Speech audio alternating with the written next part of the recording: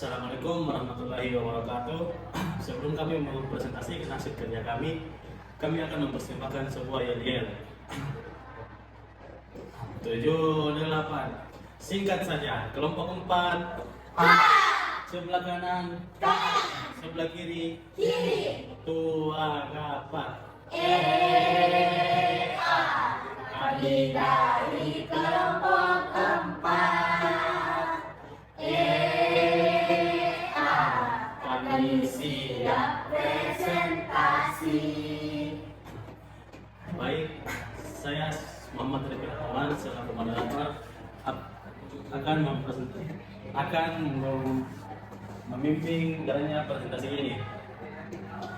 Materi kami terkait dengan perkembangan emosional anak. Tanpa berlama-lama saja kita langsung ke presentator pertama.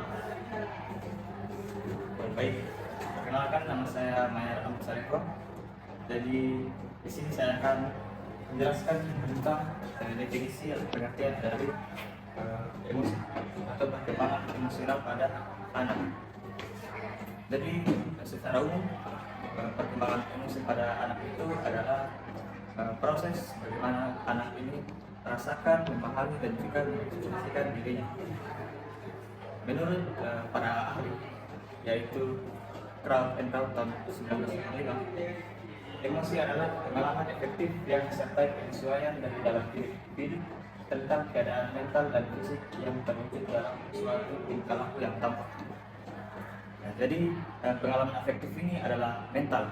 Nah, contohnya ketika anak itu mendapatkan sinyal bahaya,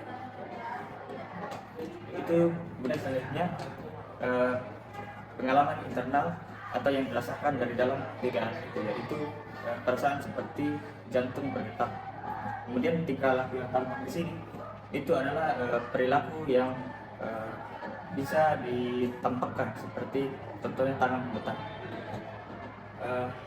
Perkembangan emosi seperti ini harus dibimbing dan dikelola dari saat anak ini masih kecil hingga dewasa nanti akan tidak mempengaruhi emosi.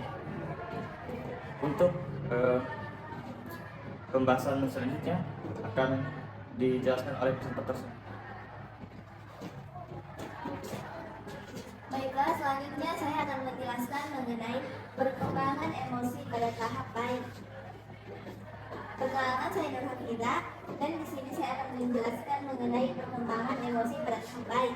Jadi, pada tahap baik, bayi sudah mulai merasakan emosi dasar seperti senang, sedih, dan marah.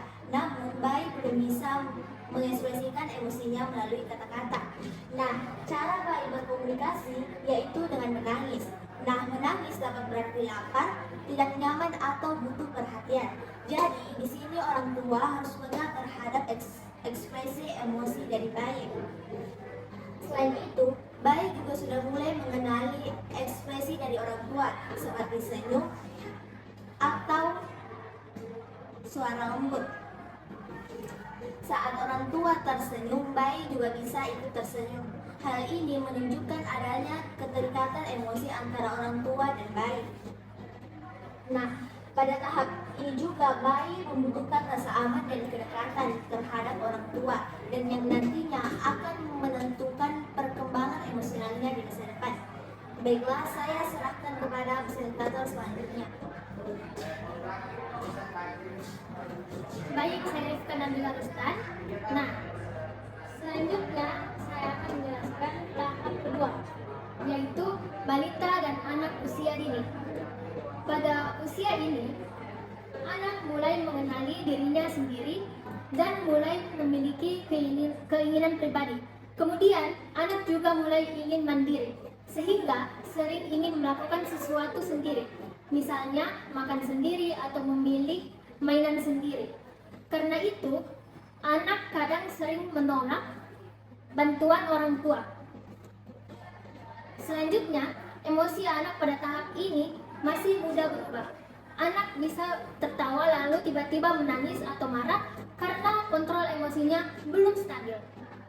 Namun, pada usia ini, anak juga mulai belajar empati sederhana. Misalnya, merasa kasihan ketika temannya menangis atau terluka. Selain itu, anak mulai belajar mengontrol emosi, walaupun masih membutuhkan bimbingan orang tua dan lingkungan sekitar. Baik, selanjutnya saya serahkan ke presentator berikutnya.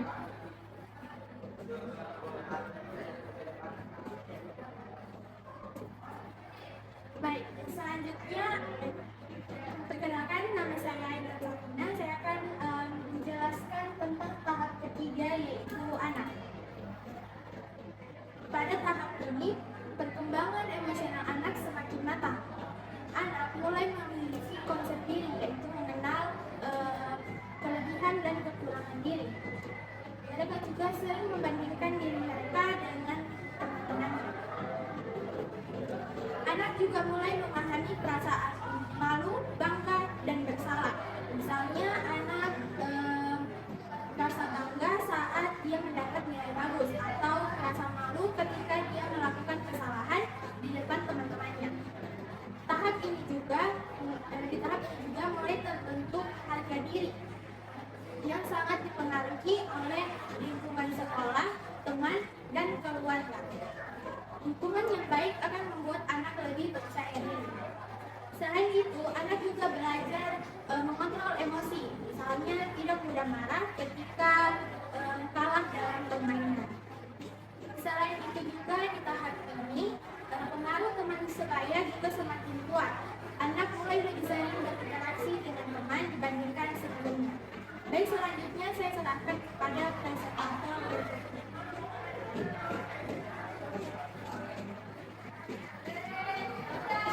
Baik, selanjutnya saya Garinisa akan mempresentasikan mengenai remaja. Jadi remaja adalah masa peralihan dari anak-anak menuju dewasa. Nah, di mana pada masa remaja ini mengalami banyak perubahan. Contohnya kayak perubahan hormon, cara berpikirnya, cara berinteraksinya. Nah, ada pun ciri-ciri emosional yang dihadapi oleh seorang remaja. Yang pertama itu emosinya lebih kuat dan juga kompleks, di mana remaja itu mengalami perubahan hormon sehingga suasana hatinya itu mudah berubah. Baru saja dia merasa senang, baru saja merasa bahagia, tiba-tiba dia sedih atau marah. Nah, selanjutnya ciri berikutnya itu mencari jati diri. Jadi remaja itu mulai bertanya-tanya pada diri mereka, sebenarnya saya ini siapa, kemampuan saya apa saja, dan apa tujuan saya hidup. Nah, maka dari itu remaja itu dia mencari kegiatan aktivitas baru untuk mencari identitas diri mereka. Coba banyak hal, contohnya hobi, cara berpakaian yang sudah dirubah, cara pergaulannya juga sudah dirubah.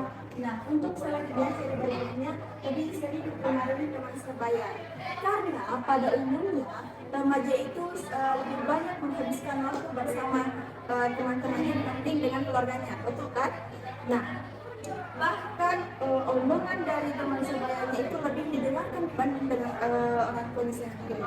Contohnya, ketika seorang remaja ingin gabung dengan circle yang baru ini, dia harus menyesuaikan dirinya untuk masuk hal ini, apapun yang dia lakukan untuk bisa masuk ke kelompok ini. Nah, selanjutnya konflik emosi yang bisa terjadi khususnya kepada orang tua. Nah, jadi sebenarnya kalau sudah remaja itu dia mandiri, tapi orang tuanya itu memberikan batasan kepada anaknya. Nah, inilah yang sering menimbulkan konflik antara anak dengan juga orang tua. Contohnya seperti begini, ketika remaja atau anak remaja ini ingin jalan keluar sama temannya, ngedate atau lain sebagainya, tapi orang tuanya memberikan batasan karena orang tua juga ini merasa khawatir kepada anaknya, tapi anak ini juga ingin merasa percaya mati saja begitu. Jadi inilah yang menimbulkan konflik yang terjadi antara anak dan ibu atau orang tuanya.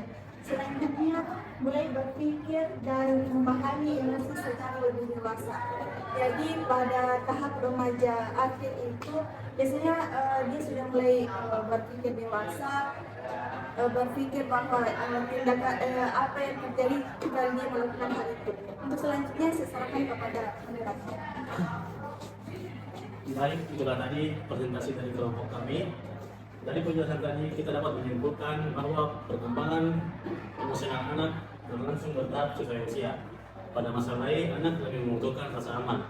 Pada saat balita, anak mulai belajar mengenal dan mengekspresikan emosi. Pada saat usia sekolah, anak mulai bisa mengontrol emosi dan membangun rasa percaya diri. Saat usia remaja, emosi menjadi lebih kompleks, berjalan dengan proses pencarian jati diri. Demikian presentasi kami. Kurang dan lebihnya mohon dimaafkan. Assalamualaikum warahmatullahi wabarakatuh.